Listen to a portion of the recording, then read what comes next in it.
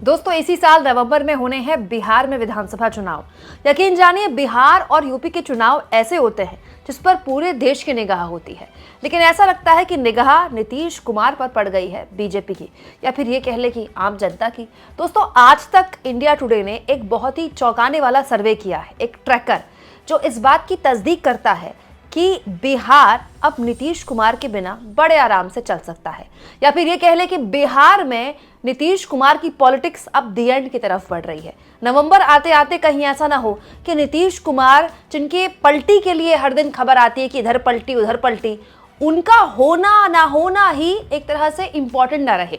दोस्तों बिहार की राजनीति में एक बहुत ही चौंकाने वाला सर्वे या फिर ये कह ले ट्रैकर पेश किया है इंडिया टुडे ने। दोस्तों इंडिया टुडे के साथ सी वोटर के यशवंत देशमुख ने ये ट्रैकर पेश किया है। हालांकि बिहार में अभी चुनाव में काफी वक्त है, लेकिन बिहार की मौजूदा स्थिति क्या है इसको लेकर ये चौंकाने वाला ट्रैकर बताता है कि नीतीश कुमार बिहार की राजनीति में फंस रहे हैं, और ऐसा फंस रहे हैं दोस्तों कि कहीं नीतीश कुमार बीजेपी को ना फंसा दें।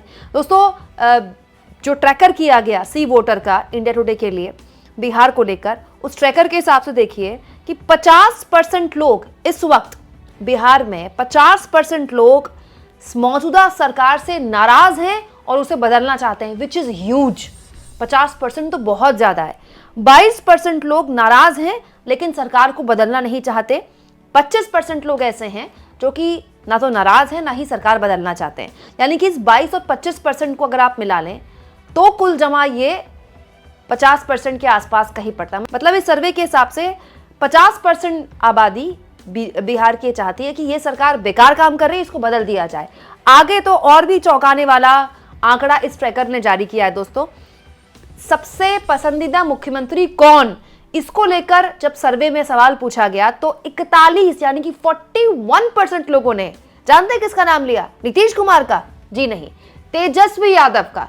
41% लोग मानते हैं कि तेजस्वी यादव मुख्यमंत्री के लिए सबसे फेवरेबल, सबसे पसंदीदा कैंडिडेट हैं, और नीतीश कुमार के लिए केवल 18% लोग मानते हैं कि नीतीश कुमार मुख्यमंत्री के फेस के लिए ठीक हैं। मतलब उनसे तो बहुत करीब प्रशांत किशोर है, जिनके लिए कहा जाता है कि बीजेपी की बी टीम है। प्रशांत किशोर की राजनीति ऐसी परवान चढ़ रही है बिहार में कि 15% लोग चाहते हैं कि प्रशांत किशोर मुख्यमंत्री बने। सम्राट चौधरी जो कि उप मुख्यमंत्री हैं बीजेपी की तरफ से, 8% इन्हें, और केवल 4% चिराग पासवान को। यानी कि आप कह सकते हैं कि चिराग पासवान को लेकर जो एक बज़ क्रिएट किया जाता है कि एक युवा दलित चेहरा है, बिहार में बड़ा पसंदीदा माने जाते हैं, उस तरह का बज़ केवल सोशल मीडिया की इंस्टाग्राम रीलों में ही है, ज़मीन पर नहीं है। चिराग पासवान को लेकर बहुत ज़्यादा खुश बिहार की जनता नहीं है। आगे एक और इम्पोर्टेंट सवाल जो कि पूछा गया और जो इस सरकार के लिए माथे पर बल लाने वाला है, बेरोजगारी 45% लोगों के लिए एक बड़ा मुद्दा है, महंगाई 11% लोगों के लिए एक बड़ा मुद्दा है, बिजली, पानी, सड़क जो कि हमारे देश में हर चुनाव में मुद्दा होता है, केवल 10% लोगों के लिए मुद्दा है। किसानों की समस्या, ये आप कह सकते हैं कि राहत है सरकार के लिए, केवल 4% लोगों के लिए मुद्दा है, और भ्रष्टाचार भी केवल 4% लोगों के लिए मुद्दा है। लेकिन ये बड़ा दिलचस्प है देखना कि दोस्तों नीतीश कुमार, जिनकी पार्टी की तरफ से लगातार बयान दिए जा रहे हैं कि नीतीश कुमार को मुख्यमंत्री कैंडिडेट घोषित किया जाए, वो केवल 18% लोगों की पसंद है। हालांकि इस तरह के सर्वों पर आप भरोसा कैसे करें, क्योंकि सर्वे तो आजकल क्या आते हैं और उन सर्वों का क्या नतीजा आता है ये मुझे आपको बताने की ज़रूरत नहीं है, क्योंकि यही इंडिया टुडे अभी कुछ हफ्ते पहले सर्वे कर रहा था। मतलब 12 फरवरी को, कुछ दिन पहले, इंडिया टुडे का ये सर्वे बताता है कि अगर आज चुनाव हो जाए, लोकसभा चुनाव, तो बिहार में एनडीए बम हो जाएगा। एनडीए को खूब सीटें मिलेंगी, 33 से 35 सीटें एनडीए को मिल सकती हैं 40 लोकसभा सीटों में। मतलब मूड ऑफ द नेशन करता रहता है ना इंडिया टुडे, उसमें ये सर्वे आया था। लेकिन ये जो सर्वे था ये लोकसभा चुनाव को लेकर था, जो 12 तारीख को किया गया था, और ये जो ट्रैकर किया गया ये बिहार में विधानसभा चुनाव के लिए किया गया है।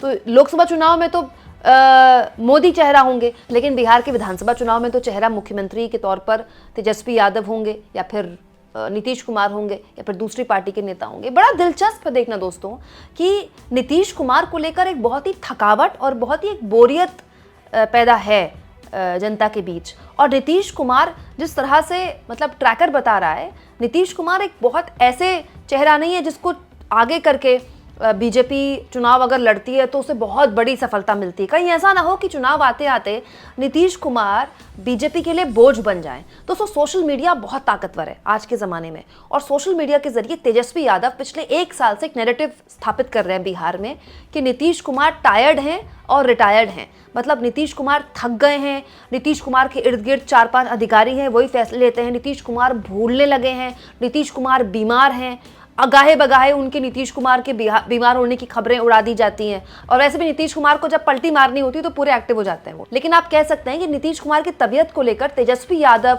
उनकी सेहत को लेकर वो जिस तरह के डिसीजंस ले रहे हैं, उन डिसीजंस में कितना विश्वास किया जाए, उसको लेकर एक नैरेटिव पेश करने में कामयाब हुए हैं। कम से कम इस सर्वे के हिसाब से तो ये कहा जा सकता है कि अगर नीतीश कुमार को लेकर 18%, मात्र 18% लोग उनको सीएम के तौर पर देखना चाहते हैं, तो इसका मतलब तेजस्वी यादव ने जिस तरह से नीतीश कुमार पर हमले बोले पिछले 1 साल में लगातार वो काम कर रहे हैं। पॉइंट नंबर 2 दोस्तों, नीतीश कुमार चाहे कितने भी पॉपुलर या अनपॉपुलर हो, नीतीश कुमार के साथ एक मुश्त वोट बैंक है, कुर्मियों का वोट बैंक और महादलित का वोट बैंक।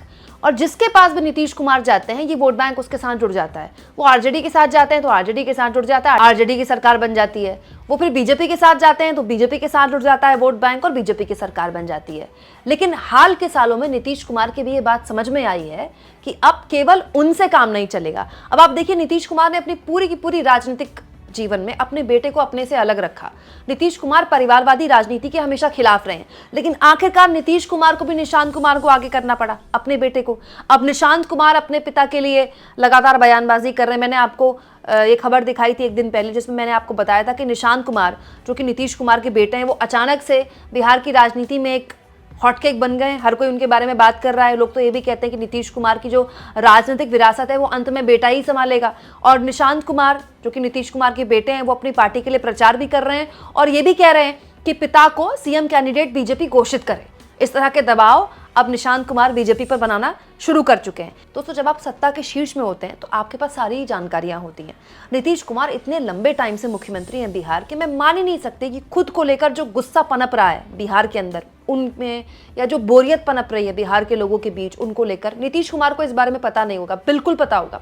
यही वजह है कि नीतीश कुमार भी ये बात समझ रहे हैं कि हो सकता है कि उनके राजनीतिक करियर की एक आखिरी चुनाव हो या आखिरी पारी हो, और नीतीश कुमार चाहते हैं कि हर हाल में इसमें वो बीजेपी से बार्गेन कर लें और इसका पूरा स्पेस वो बीजेपी को दे रहे हैं। अभी मंत्रिमंडल विस्तार हुआ बिहार में, तो यहाँ पर नीतीश कुमार ने उनको पूरा स्पेस दिया। दोस्तों 7 मंत्री बनाए गए और 7 के 7 बीजेपी के मंत्री बनाए गए। नीतीश कुमार समझ रहे थे कि बीजेपी को उनको ये स्पेस देना पड़ेगा क्योंकि बीजेपी ने उनको मुख्यमंत्री बनाया है। नीतीश कुमार की पार्टी ना तो नंबर 1 की पार्टी है विधानसभा में, ना नंबर 2 की पार्टी है। नंबर 3 की पार्टी के मुखिया को, नीतीश कुमार को बीजेपी ने मुख्यमंत्री बनाया है, तो बीजेपी को नीतीश कुमार भी स्पेस दे रहे हैं। अब आप कह सकते हैं कि मुख्यमंत्री भले ही नीतीश कुमार हैं, लेकिन जो दबदबा है मंत्रिमंडल के अंदर वो बीजेपी का है। कुल मिलाकर 2 डिप्टी सीएम और सारे मंत्री अगर मिला दे तो 21 मंत्री बीजेपी के कोटे से हैं इस वक्त, जो कि आप कह सकते हैं कि एक तरह से सरकार जो है वो बीजेपी की चल रही है बिहार में। हाँ, चेहरा मुख्यमंत्री के तौर पर नीतीश कुमार के हैं। अब ऐसा तो है नहीं दोस्तों कि नीतीश कुमार को लेकर इस तरह के ट्रैकर्स अगर सी वोटर कर रहा है और इंडिया टुडे दिखा रहा है तो इस तरह के ट्रैकर्स बीजेपी के पास नहीं है। एक्चुअली में जो सबसे मजबूत और सबसे बड़ी मशीनरी है चुनाव की वो तो बीजेपी के पास है, जो साल के 365 दिन काम करती है। और ये भी आप जानते हैं कि बीजेपी एक चुनाव से निपटती नहीं, दूसरे चुनाव में लग जाती है। तो ऐसे तो कई ट्रैकर, कई सर्वे बीजेपी आंतरिक तौर पर करवा रही होगी। तो क्या इस तरह के ट्रैकर्स बीजेपी के पास नहीं होंगे? क्या इस तरह की जानकारी बीजेपी को नहीं मिल रही होगी कि नीतीश कुमार को लेकर एक थकावट और एक बोरियत पैदा हो गई है? कहीं ऐसा तो नहीं कि इसीलिए बीजेपी नीतीश कुमार को सीएम कैंडिडेट घोषित नहीं कर रही है? दोस्तों ये जो दबाव की राजनीति है ना बीजेपी और नीतीश कुमार के बीच, अभी लंबी चलेगी, नवंबर तक चलेगी।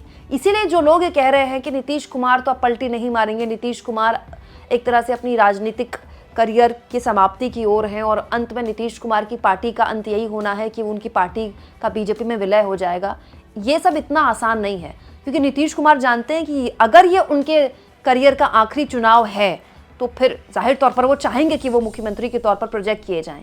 लेकिन अगर ट्रैकर ऐसे ही आगे बढ़ता रहा और बीजेपी का आंतरिक सर्वे भी कहता रहा कि नीतीश कुमार फायदे से ज्यादा उनको नुकसान दे रहे हैं, तो फिर बीजेपी उनको क्यों ढोएगी? बड़ा सवाल ही है दोस्तों कि नीतीश कुमार का राजनीतिक भविष्य अब एक्चुअली में बीजेपी के हाथ में है। लेकिन इसी को अगर बड़ी तस्वीर में देखें तो एक तरह से मोदी जी का राजनीतिक भविष्य भी नीतीश कुमार के हाथ में है, क्योंकि अगर बीजेपी बिहार में कोई खेल करने की कोशिश करती है नीतीश कुमार के साथ, तो नीतीश कुमार मोदी के साथ खेल कर सकते हैं, सब जानते हैं। चंद्रबाबू नायडू के बाद जो सबसे बड़ी और इम्पॉर्टेंट बैसाखी है नीतीश कुमार की, वो उसी की वजह से मोदी जी पीएम बने हुए हैं। तो इधर नीतीश कुमार को डामाडोल करने की बीजेपी ने अगर कोशिश की, तो उधर केंद्र की राजनीति में नीतीश कुमार को बड़ा कदम ले लेते हैं, और अगर ऐसा ले लेते हैं तो ये सरकार अस्थिर हो सकती है। और दोस्तों, मोदी किसी भी हाल में अपनी राजनीतिक सेहत में तो आंच आने देने से रहे, इसीलिए बिहार का खेला भी बड़ा लंबा चलेगा और बड़ा दिलचस्प चलेगा। आपको क्या लगता है? कमेंट बॉक्स में जरूर लिखें, और जितना हो सके चैनल को शेयर करें, सब्सक्राइब करें, और थैंक्स और ज्वाइन के ऑप्शन से अगर आप चाहें तो कुछ आर्थिक मदद भी चैनल की जरूर करें।